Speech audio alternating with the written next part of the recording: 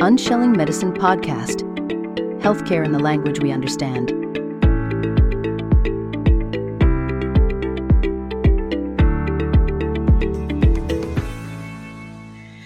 Hello, everybody. Welcome to another episode. I have with me Mr. Richard. Richard is the founder of Trauma Recovery Anonymous. It's a program that helps people heal from past traumas.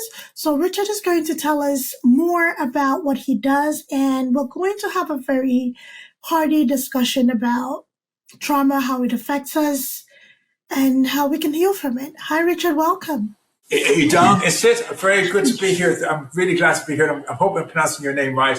Yes. Thank you for this offer of coming on your podcast. I think you're a blessing to all of us to get to speak on a podcast that you hold the space. Thank you very much. I'm an Irish man living in Thailand. I'm married here with 2 children. I think every person on this planet has suffered with trauma one way or another. I like to think of, we all have the same trauma at birth. You know, we're born with 3 responses to danger: fight, flight, and freeze. And when we're born into the womb of our mother. And it's the most beautiful, safe place for that lifetime of 9 months where all our needs are met. It's the most wonderful place. And then suddenly we die at that and we're dragged out of the womb. And in that moment, we experience the fight, flight, or freeze. And for the child that comes out of the womb and freezes and shuts down, the doctor holds them up with the ankles, slaps them on the bottom for a reaction. And that moment, they know they can never trust the response of freeze ever again because it failed them at the very first time. So their first natural response to danger is to freeze, but that's been taken from them at birth. Then the other children who come out screaming and shouting, one is running away and one is trying to fight. And again, they're wrapped up in a blanket and put to one side in a cot or something. And that moment, they lose that ability to respond naturally for them. So for one child, it's always the first natural instinct is to fight. Another child's first natural instinct is to run away. And in both instances, that was robbed. And that damages the person's ability to cope with life. So if your first response would be to hide or to freeze, and you can't freeze because the message is it never worked, you're caught between having to fight or flight, and they're not comfortable for you. So you get kind of caught. That happens an awful lot of people get stuck in their feeling because they just aren't able to do what's natural to them. If they came out of the womb and they were allowed to go comatose or to fight and whatever and given to the mother to hold immediately, then they remain intact and they have their responses forever. They put their comatose on the mother's chest, the mother holds the baby comes out of the freeze, and then they're intact. So they'll go on to be all those famous people who become great presidents and movie stars and very confident people, but the ones who are kind of get damaged are the majority of people who lose that instinct. So when we suffer a trauma event in our lifetime, whatever that might be, it affects us where we don't respond properly. We've been kind of blocked from responding properly. So you'll see, it's like they talk about the deer in the headlights. If you're driving a car at nighttime and the deer's in the road and you have lights on, it'll stand and freeze and you can basically get out of your car and go over and take it. It won't move because it's caught in the floodlights. And for people who have anyway had their instincts damaged, when they suffer a trauma, they will sit and allow the abuser to abuse them, to allow the abuse to happen, the trauma to happen. They'll stick and freeze because they've lost the ability to run away or to, whatever their response is, they've lost that. And so what happens is they end up getting stuck in that trauma. But then a big problem is we have this idea that because a trauma happened, it's still happening to us. So, for instance, I'm 63 years of age today. At the age of 12, I suffered a trauma event. And for most of my next 40 years, I allowed it to rule and define me. And I pushed people away and I stopped myself from having many opportunities in life. I was afraid of everything and everyone. Yeah. And then a mentor I had said to me one time, he said, "Richie, isn't it about time you let the past go?" And I was furious. How could he say such a thing? Like, let the past go. I'm a victim and he can't say that kind of stuff. But it was the first person I'd let get close in 40 years. And I didn't want to give up that finally I'd let someone get inside my boundaries and be safe around. Nothing sexual. This was a mentor for me to speak to. And I'd been through 40 years of pushing everybody away that I didn't want him to go. So I wanted to look at why he was saying that to me. And I realized what happened in the past didn't happen to the person I am today. I'm carrying the memory of what happened to my younger self. I'm carrying sympathy pains for them. But it didn't happen to me. So I realized we had to find some way to teach people to separate from the trauma. So they could actually leave the trauma and say, okay, I'm here with Idongesit, and I'm doing this podcast. I'm in my home with my wife and my children behind me. I'm not in any danger from any trauma from 50 years ago. So what happened didn't happen to me. My life is here in Thailand with my wife and children.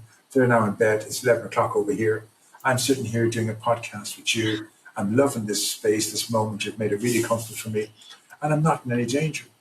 And the 12-year-old child from 50 years ago, he wants to leave this plane of existence.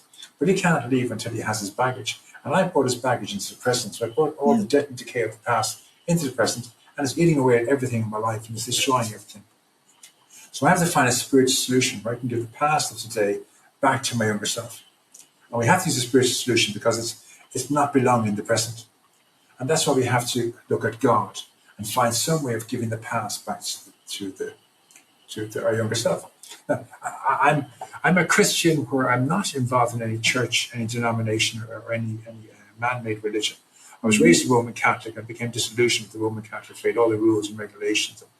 I had a friend of mine who committed suicide, and the mother wasn't allowed to have his son buried brought to the church or buried in a graveyard. And I was very offended by that, very hurt that could happen. And things like that really kind of turned me away from Roman Catholic faith. And I tried the Baptist faith then, and the Baptist faith was very hard for me because they were telling me that all my ancestors, because they were Catholics, would burn the fires of hell because they didn't come to Jesus. I could really hate like that Bible thumping stuff that's just really kind of scaremongering. So I left that, and then I tried a Protestant faith and a Presbyterian faith, and I love the concept of Jesus and go to Jesus, and don't celebrate the cross or don't celebrate statues or but just God, Jesus, and the Bible and the Holy Spirit is the way. And then I learned I listened to wonderful, I mentioned earlier on, Emmett Fox, Joseph Murphy, Florence Shiven, these wonderful Christians who are Christian scientists. And one of the concepts that they talk about is that God came to earth at the time of the Old Testament, Moses, whatever. And then he went away, and then he chose Jesus to be his son. And for 32 years of Jesus' life, he was the son of Joseph and Mary. And then on his 33rd birthday, he was at the River Jordan, where his cousin baptized him with water. And in that moment, Jesus baptized him with the Holy Spirit and became Jesus the Christ. He wasn't Jesus the Christ before that moment. When he was blessed, the Holy Spirit became Jesus the Christ. And then later on, he dies and he comes back from death. And he says to each of us, and he says it to us, even though we're around 1,000 years later, he says to us, I'm now giving you the Holy Spirit. We are the second coming of Christ. There will be a third coming of Christ, but we are the second coming of Christ. So I have to, today, I was born Richard, the son of Dick and Peggy Tierney, brother to Michael, John, Katie, and Mags. But today I'm Richard, the son of God. I am a sibling of Jesus, and I am Richard the Christ. And I have to see that Idongesit, you are Idongesit the Christ. And my wife, who's a Buddhist, is Bo the Christ. And my daughter, Karina, is Karina the Christ. And I need to see every person in my life to be the Christ. But also in that book where Jesus said, the miracles I performed, I expect you to perform those miracles tenfold. So in my trauma program, I have to teach people how to heal themselves. In the first section, they perform 7 miracles on themselves to change their attitude, to change their perspective. That's the miracle we do. So we go from thinking I'm a victim, and this happened to me, to the miracle is letting go of the past and accepting that it didn't happen to me, and I'm whole and complete in the present. That's the first miracle. For me, that was a huge miracle. I mean, for other people, it might be a miracle, a minor miracle, but I had lived for 40 years believing that the past happened to me and I was a victim, and I was broken, I was damaged. And then I did this practice on myself. I suddenly realized that past has got nothing to do with me. I am a husband and a father today. I am sitting with Idongesit in her podcast, and I'm in Thailand. My wife is asleep next room. My kids are asleep. This is who I am today. So I'm not that child. And that realization, that truth, was a miracle for me. Then I had to learn the miracle of canceling the voices in my head that tell you, the voice that tell you you're not good enough, and to pick a fight with somebody and tell your wife you want a divorce and tell your boss to shove his job. And we wonder why we said these things, and the voices are telling us to put us in conflict with ourselves and the world around us. When we learn how to quieten those voices with prayer, That was my second miracle. That was a major miracle for me. That was a huge miracle. And so on. And so I introduced people to the practice of miracles in the opening of my healing event. And basically, by the end of 40 minutes, each person has performed basically 7 miracles upon themselves, where they've changed their attitude and outlook around God, Jesus, miracles, the voices in their heads, the past is not theirs, the future is not theirs, and so on. And that by the time they get to actually do the healing event, they're basically healed already. When we can change our attitude, everything changes. So if I'm sitting here 1 minute and I am depressed and I feel like I've PTSD and I've got all this pain in the past and I can't trust anybody and no one's safe to be around, and and then suddenly I go to a place where I'm open to talking to people. I'm open to talking to you, Idongesit. I'm open to being on your podcast and talking to your audience. I'm open to talking to my wife and letting people get close. That is a miracle. For where I came from to who I am today, that is a miracle. If you spoke to my family, they would say something happened, because he went from not trusting anybody, not letting anybody get close. Even people who cared about him, he pushed away. His wife and his children and his siblings and his parents. So the person he is now, I'm open to anybody coming into my life. That is a miracle.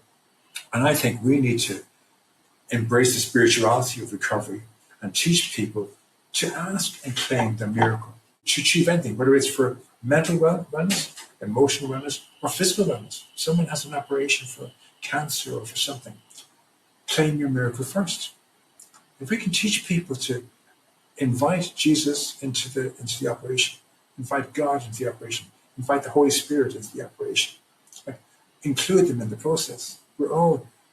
So I love this idea of the spiritual, that we are spiritual beings, that we are the I am, that God lives within us. We are the kingdom of God. We are the presence of God. He's not in some clouds on a shrine up there looking like that guy from Thor. He's actually in us, And if we can live in the I am, we're God-centered. But if I am in the I was or I will be, right, I'm lost, So I try to focus on I am. When I say I am, I'm acknowledging that God is here right here now. Mm. So I use the I am in all my conversations, in all my manifestations, in all my prayers, in all my journaling. I stay in the I am, just all the time. I've spoken for ages. I haven't had to give you a chance to speak, so I'll stop for a moment. No, I absolutely enjoy it. And I like that, you're passionate about what you do and what you teach people. So when it comes to the concept of not pushing away, but cutting ties, just like you cut ties with certain religious group because you did not agree with their messaging, for trauma, for anybody trying to heal from trauma, cutting ties has now become something that a lot of people do, because certain relationships just put you in a place where it either stunts your growth or it rehashes the wound of that trauma, despite your level ability in trying to get over, work through those things or heal yourself through those things. So what is your take on, say, you've experienced trauma, a person has experienced trauma, I should say, and yes, the destructive behaviors were manifested, and this person had an opportunity where this trauma was acknowledged by one of the offenders or somebody who participated in creating this trauma, and the person started healing from there. And the very nucleus of support system that this person has, right, has not, one, acknowledged it, have two, also perpetuated behaviors that rehash this trauma. Do you think, or what is your feedback on a person detaching from said group of people, whether it's family, friends, relatives, acquaintances, whatever? What is question. Your feedback on that? Yeah. Okay. There's a couple of parts of this which are very important. I'm going to come at it very differently. Forgiveness is a huge part of this. Yes. But it's not about forgiving the other person. When we come into this idea of the trauma, we have to understand what happened in the past didn't happen to the you or I of today. It's none of our business, okay? Mm-hmm. So it's not about us today looking to forgive people for something that happened in the past. That's between that younger version of me and those, not me. It's not for me to forgive them what they did to him. It's for him to forgive them or not to forgive them. And maybe he did forgive them whatever. So what happened in the past is not my job to get vengeance or justice for. Yes. That's what I have to really, first of all, for now, is it's not my job today to get vengeance or justice or any kind of whatever for what happened in the past. 'Cause it didn't happen to me. It's none of my business. Okay? What we can do is like Jesus on the cross, where when Jesus was accused of the falsehood and was crucified, he knew not to forgive Pontius Pilate and the Pharisees to the face, because they would have mocked him and they would have used it against him, and they would have, the upper hand of Jesus' forgiveness, and they'd laugh at him and whatever, and to make it even worse. So he waited until he was on the cross and he said, God, forgive them, for they don't know what they're doing. So we can only do today is I ask God to forgive my abusers.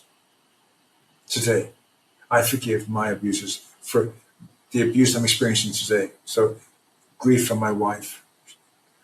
God forgive me. I actually won't kill you if I said this, but at certain times of the month, she can be a bit crazy and she can really press my buttons. And I have to say, God, forgive Bo for she's going through her time and she's just giving me over grief. And I know I have to take it, but I don't want to take it. I need to forgive her.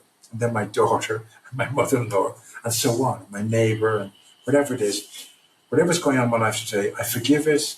Every day I give it to God. I forgive them now, and I want them to have the best. Everything I want from me, I want them to have. Okay? That's the only forgiveness I do, is the people are in my life today. What happened in the past, if they're dysfunctional people, we stay away from them.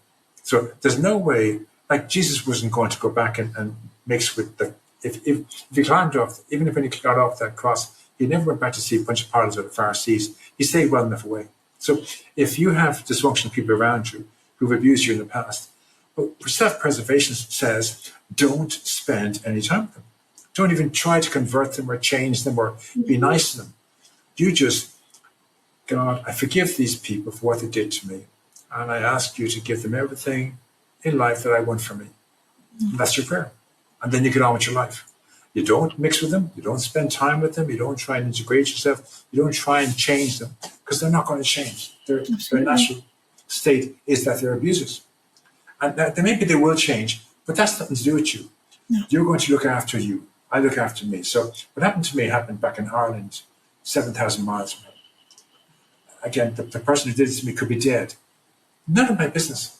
Right. It happened to a 12-year-old child, 7,000 miles away, 51 years ago this year. It didn't happen to me. None of my business whatsoever. If I ever go back to Ireland, I don't go look for that person. I don't go and say to him, you did this to me, because he didn't do it to me. He did it to a 12-year-old child. It's got nothing to do with me. Like I said, God, whatever happened, whatever that person did to my younger self, it must have happened to him too. I ask you to bless him and help him get through his life, or whatever it is. I forgive him, I let him go. I need to get peace of mind from me. I can't hold on to resentments, because if I hold on to resentments, they'll eat away at me and I will suffer for it. He'll be completely unaware that I'm suffering. He'll be completely unaware that I'm doing his work for him. So I have to forgive him so I can have peace of mind.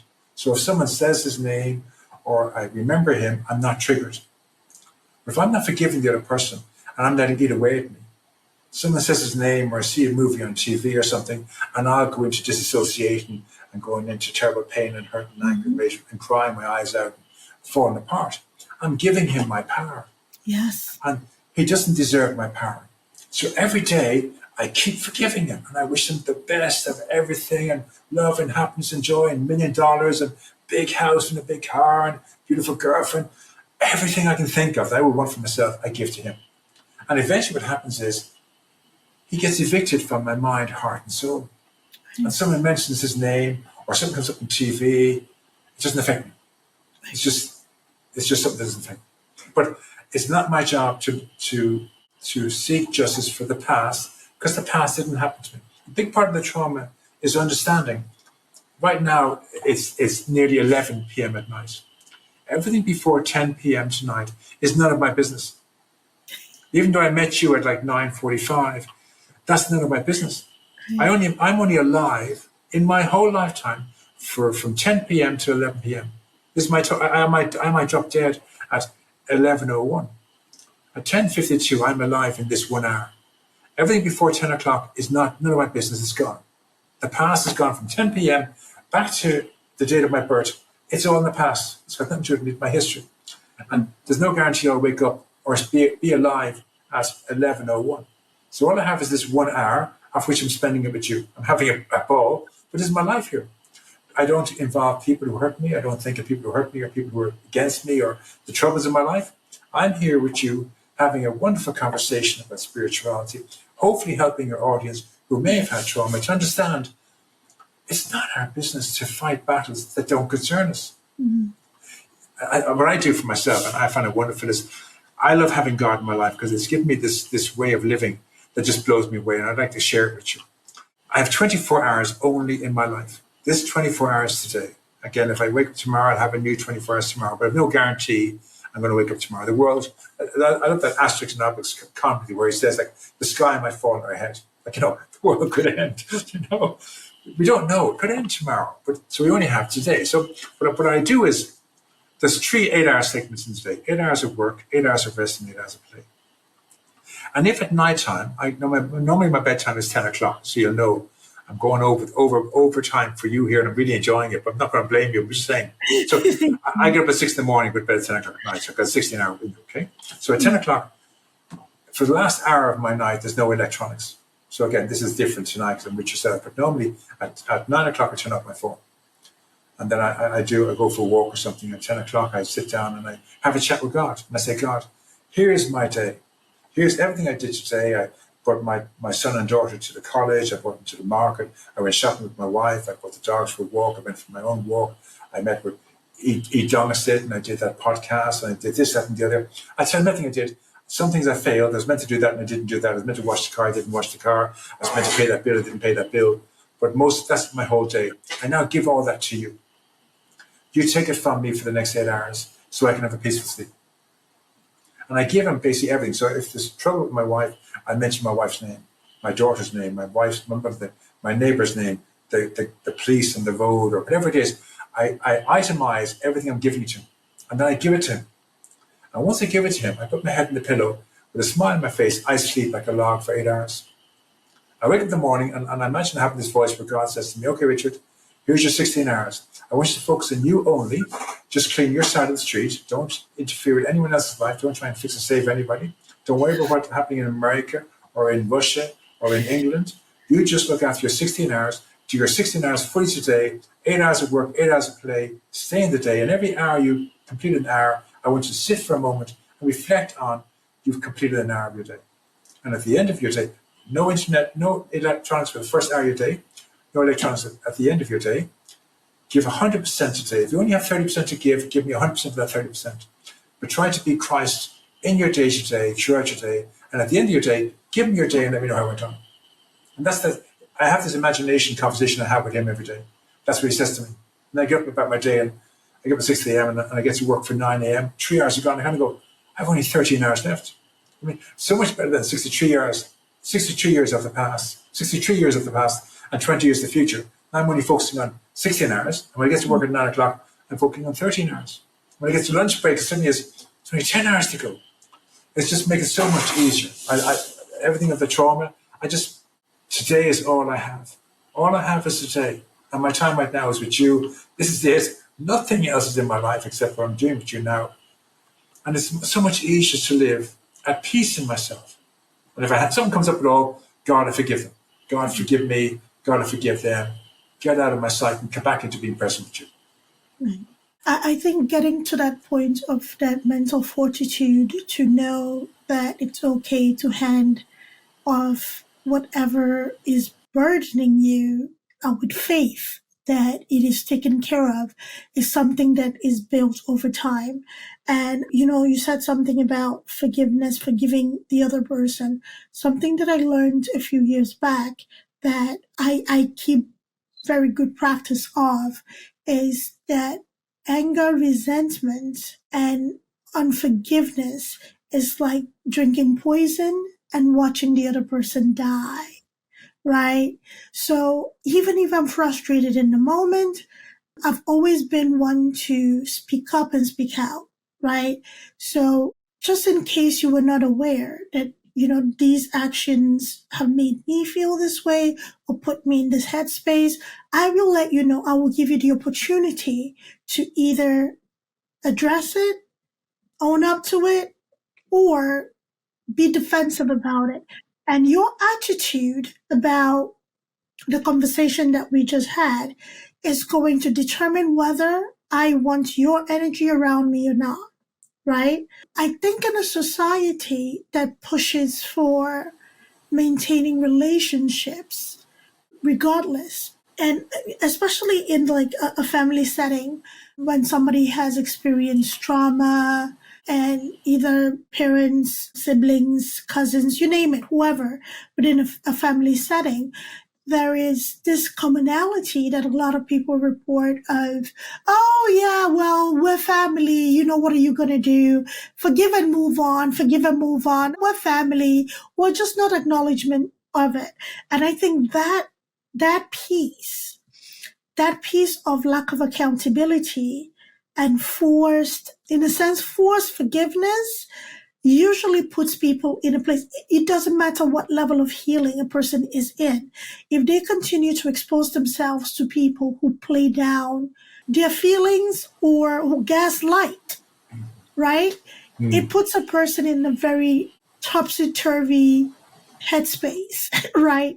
Even if they've healed.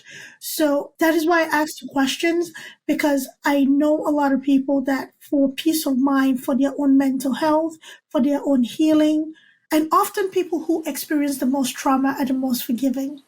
One thing I'll say, and you made a very valid point about that, is for families say we're families, forgive. Right. If it's okay to forgive if we don't allow the behavior to continue.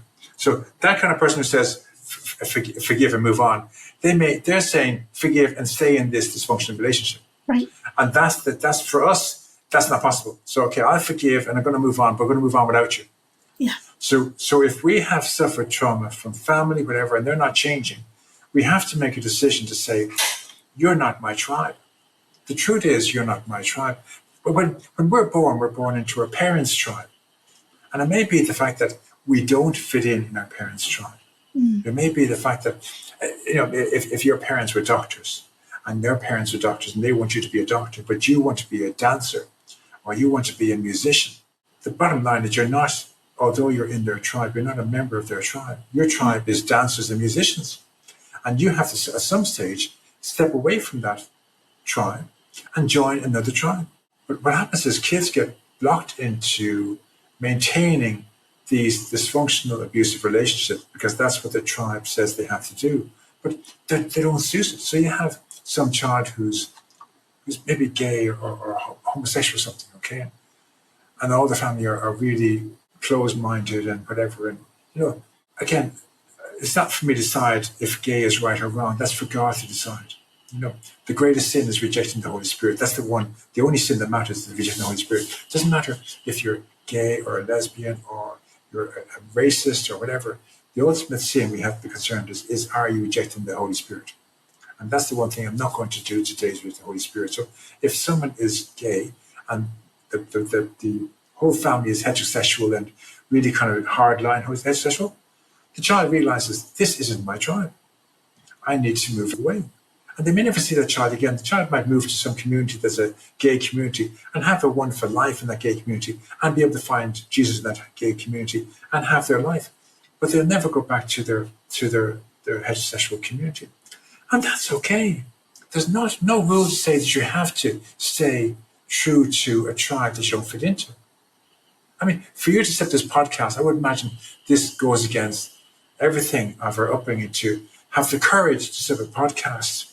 It's like parents are kind of wondering, don't put yourself out there and people are going to make a judge you, this kind of stuff. But do you have the fortitude to say, I'm setting up this podcast because I want to make a difference in the world of medicine and Unshell medicine. I love that title. So I have to say it because I love it. So again, you've taken on something that maybe your workers, your colleagues would say, this is crazy.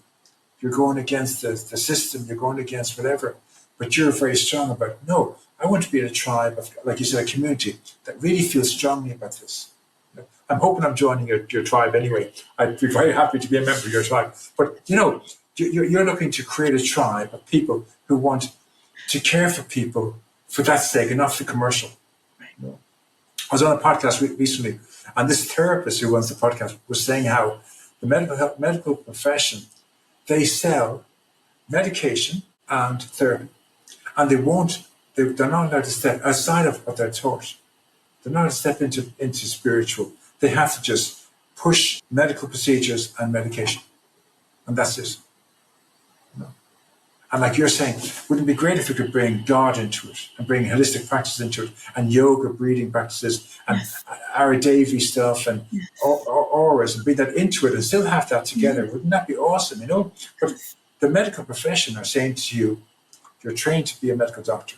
This is what we sell, medical procedures and medication. And that's all you give to people. And then people are told they have to do this certain way. And we're like kind of going, no. You could do that, but also you could add to that, do some breathing practices, do some whatever, you know. And so that kind of stuff, you know. So I think we're blessed with YouTube, of all the social media platforms, that you can come across, like people like Emmett Fox. I'm going to say them slowly and out loud. Emmett Fox, Joseph Murphy, Florence Shiven, Shiven, Neville Goddard. They're probably the best. And Norman Vincent Peale. He was a Protestant minister in the 1920s, and they're on YouTube. All their books are on YouTube, all their teachings. But Emmett Fox, especially, to understand the Bible in a way that is so spiritual, it'll blow you away. He was what was called a spiritual Christian scientist.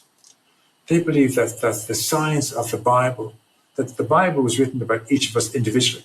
Mm-hmm. Their understanding is that Adam and Eve actually are our male hormones and our female hormones. And we have a balance in our Adam and Eve. We have a balance in our hormones. And if it's too much of the male or too much of the female, then that affects our sexuality and everything else. And they go on. Every story they have in the Old Testament of Job and Solomon and David, there's reasons behind these stories. They're about each of us and our struggles and trials with life. And when you listen to Emmett Fox, it will blow you away when he speaks about this stuff. And there's a lovely sermon on the Sermon on the Mount and the Lord's Prayer. And if you can listen to these two, any conception you had before of Christianity will be changed forever. You may never forgive me for introducing to this guy because it's going to change you forever. Sorry, God.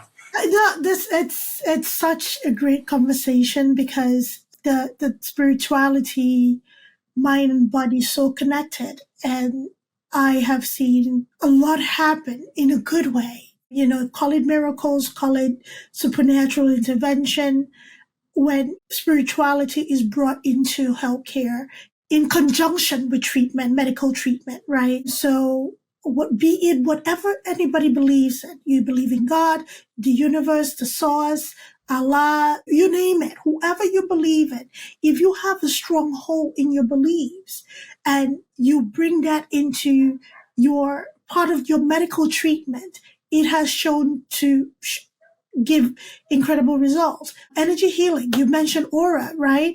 Reiki, I could go on and on, right? So these are all termed alternative medicine, but they are the primary medicine. We are all energy, right? Mine are EFT and acupressure. I love them both. Again, super stuff. I love acupuncture. Acupuncture works great for me. Acupuncture has... So acupressure. So rather than needles, for me, acupuncture. You use your fingers. Yeah. Right. So acupressure is, instead of needles, you use your fingers. The fingers, to create pressures with different pressure points. Yeah. I've utilized acupressure. Acupuncture works great for me as a person. Yeah, me too. I've realized now that lymphatic drainage through massage works great for me as well. And these are things that everybody can benefit from practicing these things routinely or sporadically in their lives. So we have medical appointments where we go in to do a yearly physical once a year. Throughout the year, if you have quarterly massage sessions to drain your lymphatic systems, look at that. If you have quarterly acupressure or acupuncture or Reiki therapy, whatever it is that, you feel just revives you, recharges you, it can actually help you maintain health and avoid a lot of acute illnesses becoming chronic, prolonged illnesses, right? It pleases my heart that a lot of practitioners are now slowly but surely going towards the integrative medicine approach of treatment. And a lot of doctors and other healthcare practitioners are being supportive of their patients, right? When they talk about utilizing these integrative procedures for healing or maintaining their health, as opposed to being punitive and that doesn't work, this is modern medicine, right? And, we're moving in a place in life that things are not face value, right? When we talk about the Bible, reading the Bible and taking it at face value without really understanding that it is a guide that applies to every turn of the century, right? It is not what I follow Neville Goddard, and just listening to him in the past few months, I will tell you, has transformed me in a way that I did not bargain for it. Right? I did not bargain for it. I was in the search, just like you. I'm a Christian. However, I do not participate in any organized religion because, there's just things that I've discovered. We don't have to. We don't have. Once we're on the path of God, it doesn't matter if you're in a religion, not a religion, or denomination. It doesn't matter. A lot of people argue that because the Bible says do not forsake to gather. You can gather with your family. You can gather with your friends. But, some people need that routine. In any sense, I am a firm believer that it is okay to detach. It is okay to detach. It is okay to have boundaries, because if you really want to heal, if you really want to do well, it is very unnecessary to put yourself into a position that will make you, for lack of a better word, fall off the wagon. It's like taking a shower. You come out of a mud pit, you take a shower, you do your very best to clean yourself. But in you go into this mud pit again, because you know what? You have certain things in this mud pit that you're going back for. It defeats the whole purpose of healing and going through trauma. And trauma is, depending on the path that you're on for healing, it can be a short process or it can be a long process. But either way, the one thing that has worked is people being patient with themselves, understanding, you know what? This has affected me this long. I need to let it go. I need to work through myself to let this go so it doesn't affect me further. So with that, my question to you, Richard, with the people that you work with, right, to let go of this past trauma, do you see that any particular thing helps them along their journey faster or hinders them in their journey to healing? I love your great questions. And one thing I try to tell all my clients, and it's really, the God thing is a huge part of this. It really is. We can't deny how important it is to claim our miracle. We're promised miracles in the Bible. And what we need, if you have a trauma, is the miracle of letting go of it. It's so hard to let go of the pain we know because we're afraid of the pain we don't know. People will stay with the pain they know because it's safer than the pain they don't know.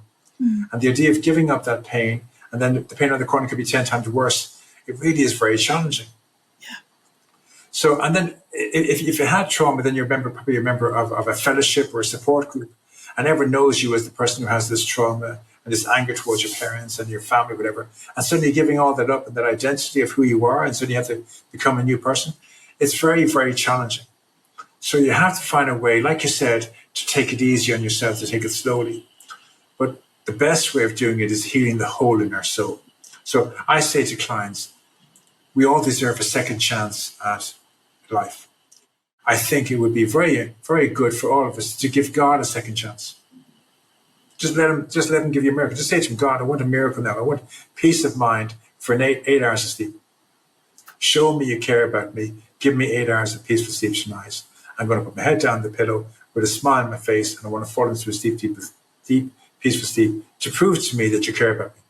And then you wake up in the morning, you've had 8 hours of peaceful sleep. You've got to go, okay, so this works. Okay, now I know it works.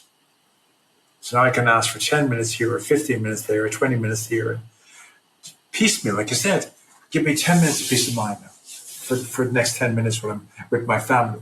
And then when I'm walking to the bus, give me 20 minutes for the walk to the bus. And then I'm on the bus, give me 30 minutes in the bus. When I get to work, give me 30 minutes in work. And you can take it piecemeal to learn how good this is. Allow yourself that right to take it at your pace. This is the gift you're giving you. No one's giving it to you. I explain to clients, I'm not here to fix or save you. I haven't got a magic wand. But I'm going to tell you that if you do what I'm suggesting, and you allow my words to sink into your psyche, you are going to heal you. You're going to start off where maybe the trauma was so in your head, like you want to kill yourself. And suddenly 2 hours later, it's gone. Like it's literally gone, it's left the building, you know? And I won't have done it for you. You'd have done it by allowing these words to come into your head, by repeating what I say, by repeating the actions, and a lot of the tapping I do and that they do as well. And they feel the shift in their energy. And the energy shifts and they feel it themselves. So I remember growing up, I used to think, God, if only I had a really good looking girlfriend and a house and a speedboat and a fast car and lots of money, I'd be happy. Then I realized when I did this work, all I wanted is to be a normal, boring human being.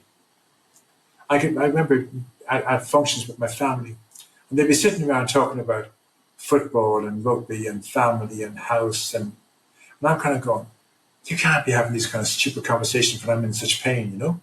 And I realized all I want to do is be a normal, boring human person, normal, boring human being like my family.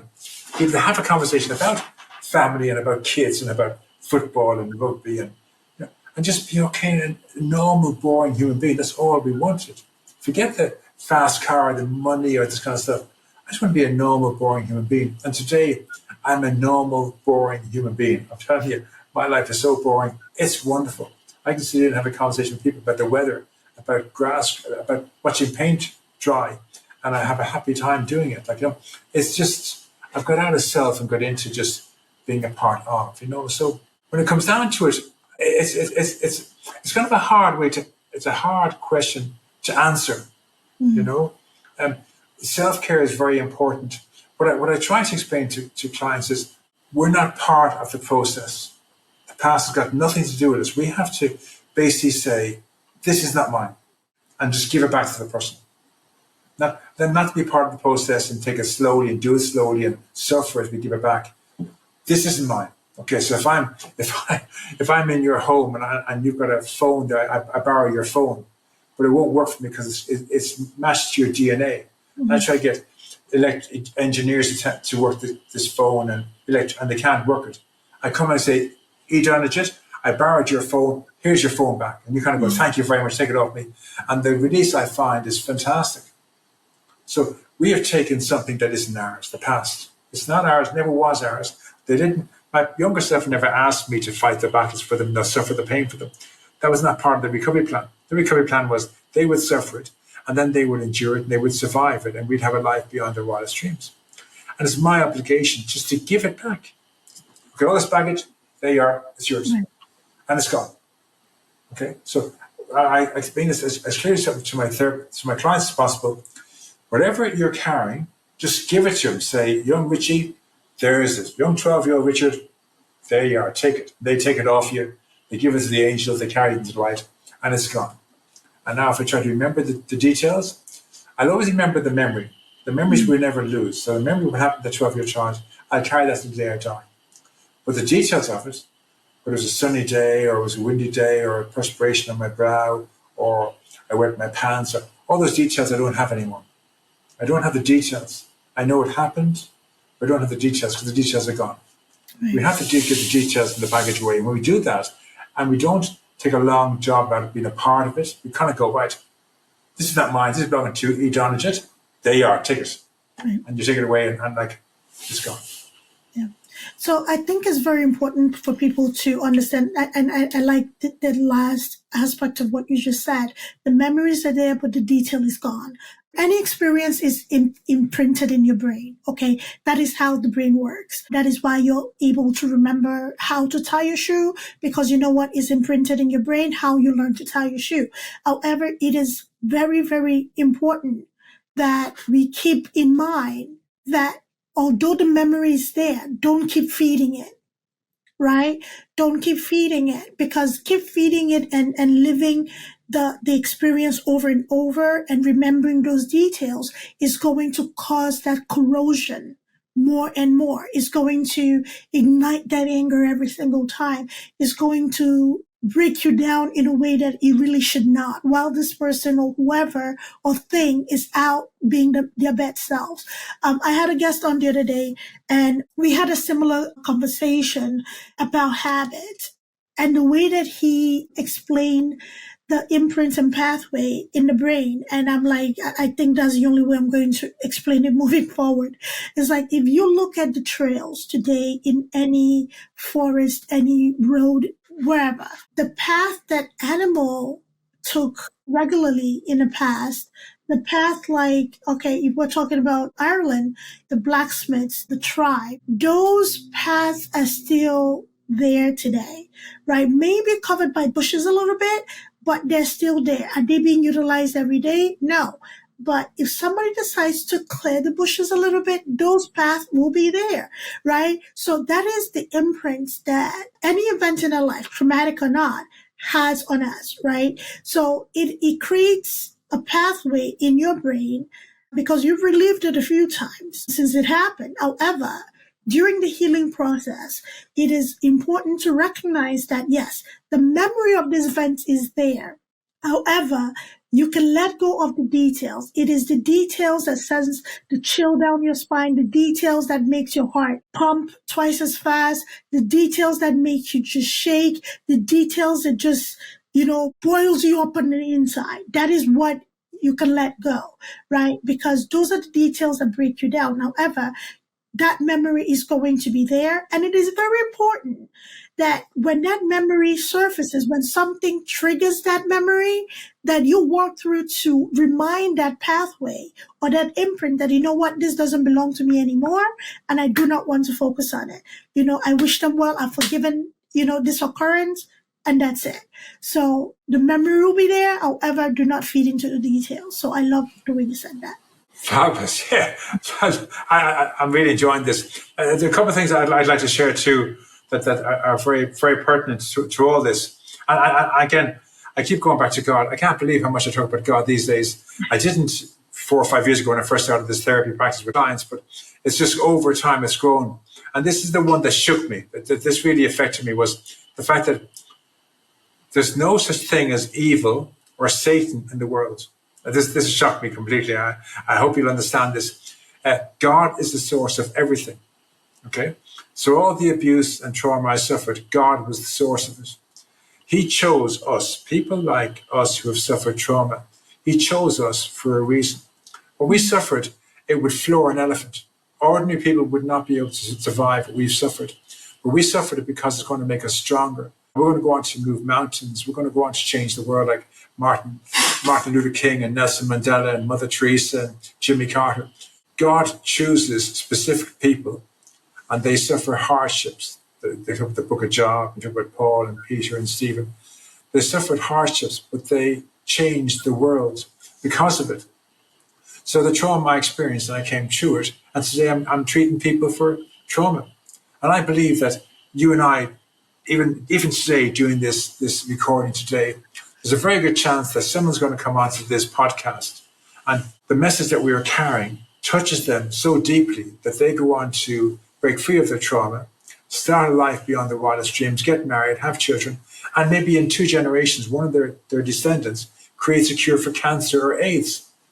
Now, no one will know that you and I played our part in this. That we won't get any accolades or recognition on this planet for being a part of this process. But somewhere down the road, someone that we touched, someone in your audience that got a message from us, created a cure for cancer or AIDS. And it was down to us being here, but we'll never get the accolades for it. But what the truth is that God will know we played our part. Absolutely. And that's why we keep coming back doing this. Yeah. That we don't have to get the accolades on this earth, but we know that God knows that we played our part today. And it may not be this podcast, maybe another podcast, but somewhere down your journey, you're going to touch the lives of somebody.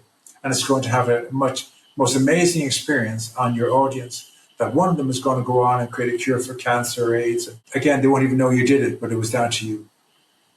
That is the whole premise here, because at the end of the day, it does mean no good to hoard what has worked for me. Did I always have a guide, a person to guide me along? No, but like you said, talking about God. God has come up so much in this conversation.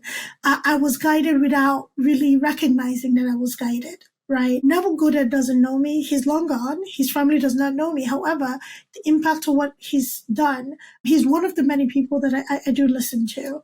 It's amazing how when you actually seek something, it aligns, right? It aligns right in time for you.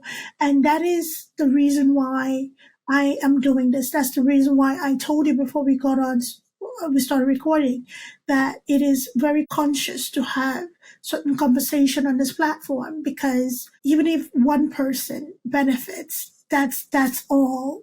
Like, we've done our part, right? It's kind of like the starfish story. And I say this to my students a lot. You know, when the young man was running down the beach and throwing starfish back into the ocean that were washed on the shore, it's like, you know, somebody said to him, "Hey, have you seen the length of this beach is really long. I don't think you'll make much of a difference, right?" And he picked one up, threw back in the ocean and said, "To make a difference to that one," right? The one person. But I teach my students at the end of my lectures, I say, you know what? Did anybody learn anything? As long as somebody gets one thing, that's all that matters. And the people that are suffering in silence, the people that do not know they can talk to somebody, the people that they are not comfortable talking about their trauma. Let's be honest. It's not something easy to talk about. It's not something easy to be vulnerable about, right? Because it is painful. However, there's healing in talking about it. There's healing in letting it go. In talking about it is a release, right? So more than anything, I want us to kind of be an example to somebody who may be struggling by themselves. They don't know where to turn for answers, or they just don't know that they have support. That is why I am adamant in creating a community where people can find my guests like you. You have this great program that you're helping people work through their traumas, right? So I want somebody to at least have an option, right? They could reach out to you and figure out, you know what, Richard is too far away from me, or, you know, there was something that was said that I don't think maybe I can heal from this person. At least that's a starting point, right? Yeah. That's your lighthouse. Go anywhere, right? You know exactly what to look for in a therapist. You know exactly what to look for in somebody that can help you heal from that trauma. Now you have a starting point, right? So for everybody listening to us today, you know, as we continue this conversation, we are going to make sure that everything that is Richard is going to be included in the show notes, how to reach out to him, his programs, his website, all of that stuff. So if you're interested in having a conversation with somebody, or you don't know where to start, or you're looking for guidance, please reach out and have somebody work with you, listen to Richard, or look for somebody similar who you feel you might be comfortable in your area.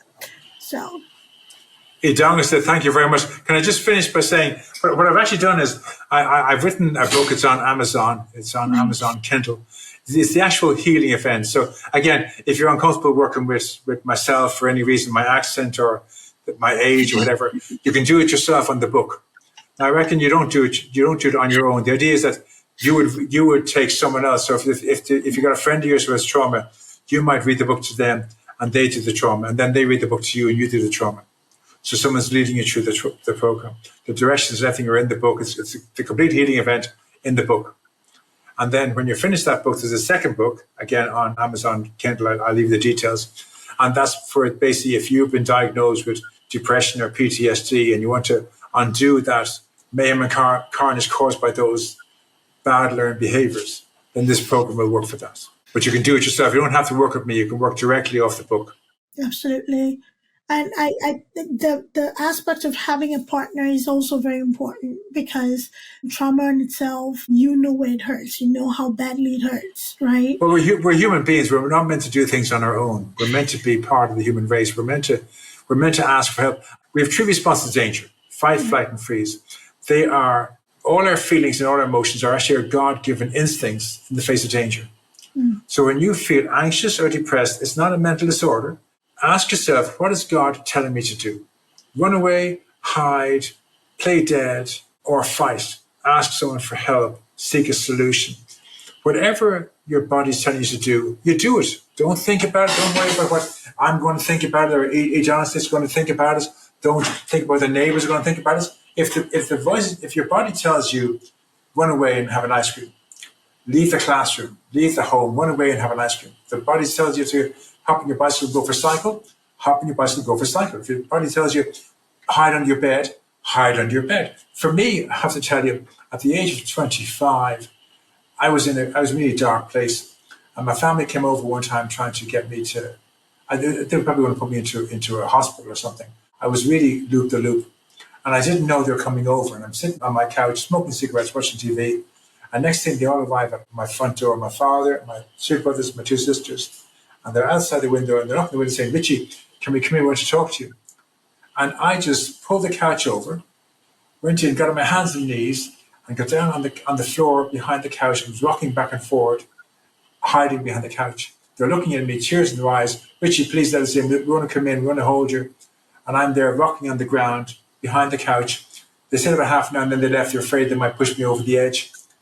But I felt comfortable and safe hiding behind the couch. When they're gone, I got up and I got back on my couch and smoked my cigarettes and thought nothing more about it. Crazy behavior. But in that moment, that's the only thing that kept me safe, was hiding behind the couch. A friend of mine used to hide behind the curtains, hide under the table, hide in the closet. Whatever works for you, it doesn't matter what anyone else thinks. If your body tells you to hide in the closet, hide in the spare room, hide in the garden, hide up a tree, hide in a bush, hide behind the couch, hide under the bed, just do that. Don't think about it. Don't think about anything. Just do it. And when the danger passes, you can come out from behind the couch, sit down and relax and be okay.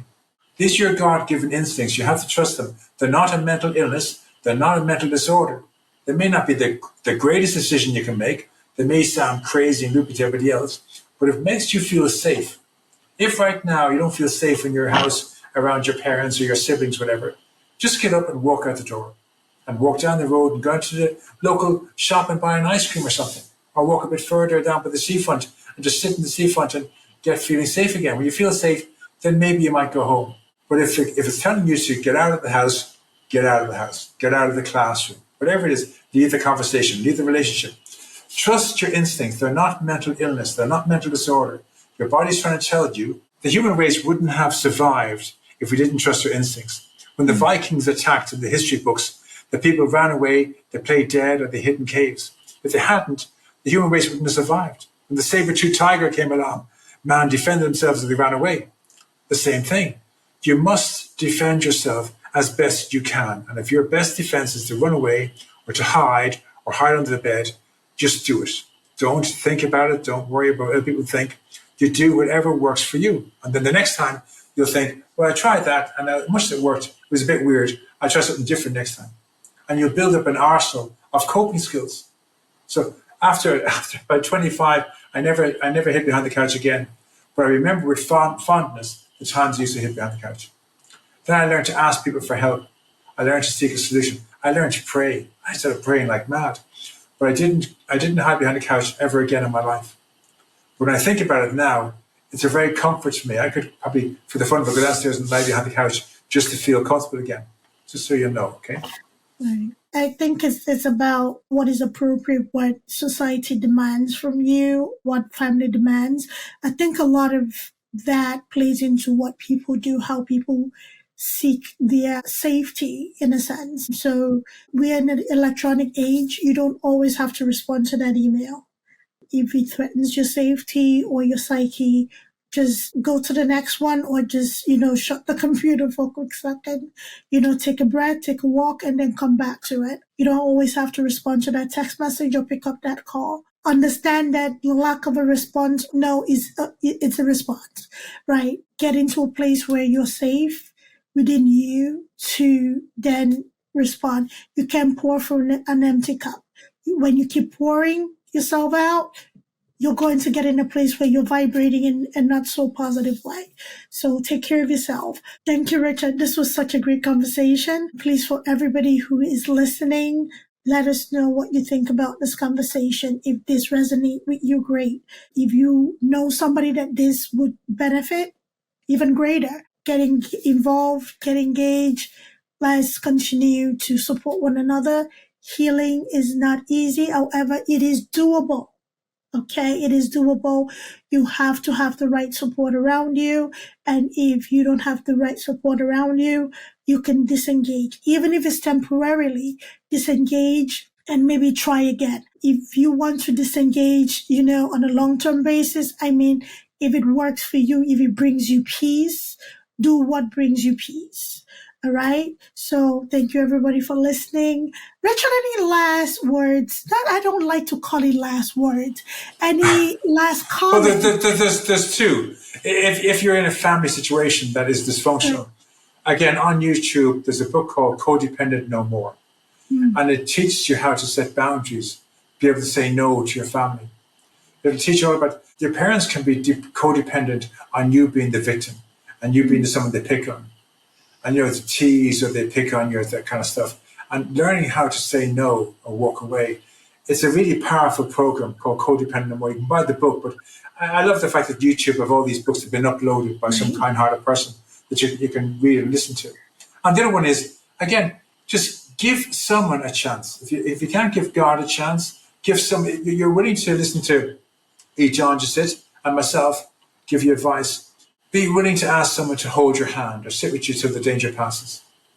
Your teacher, your favorite teacher, your career guidance, a police officer, a priest, a pastor, a minister, an aunt, a grandmother, a grandfather, an uncle, a neighbor.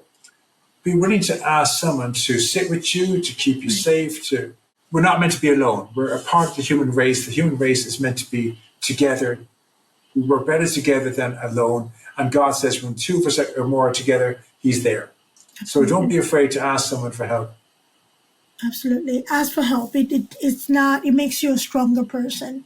Much stronger. Don't listen to that. Asking for help is weak. No. You ask for help, you'll be surprised how strong that makes you. So thank you everybody for listening again. Thank you, Richard. So we will. God bless you all. Thank you all very much. Really enjoyed this.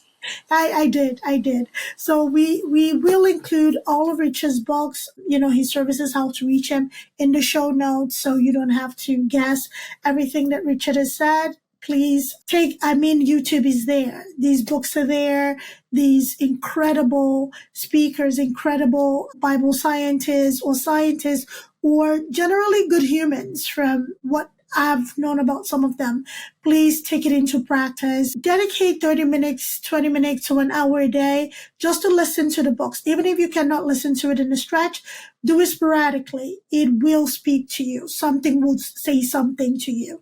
So thank you, everybody, and take care of yourselves. Be good humans. All right. Bye-bye. Thank you very much. Thank you.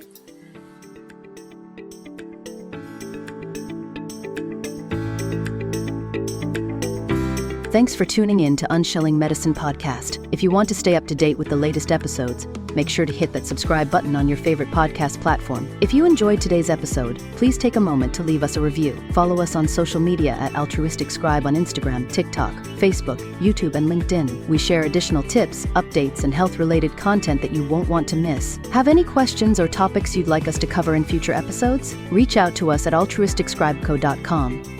We're always eager to hear from our listeners and tackle the health topics that matter most to you. Until next time, stay healthy and take care.